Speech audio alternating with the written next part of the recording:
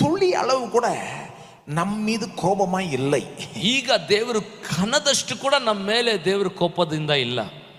ஆக்கினைலாம் யார் மேல விழுந்துருச்சு? இயேசு மேல விழுந்துருச்சு ஆக்கினை. ಈ ಅಪರಾಧ ದಂಡನೆ ಎಲ್ಲ ಯಾರ ಮೇಲೆ ಬಿತ್ತು? ಯೇಸುವಿನ ಮೇಲೆ.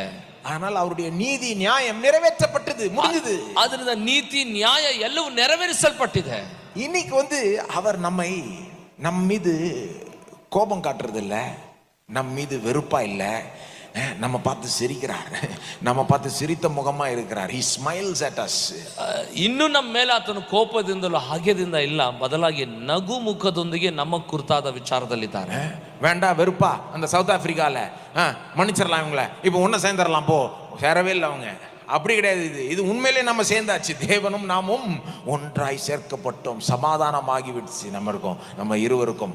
ಸರಿ ಇದ್ಕೊಂಡು ಹೋಗ್ಲಿ, ಬೇಡ ಏನೋ ಪರವಾಗಿಲ್ಲ ಅನ್ನೋ ರೀತಿಯಲ್ಲಿ ಮಾಡದೆ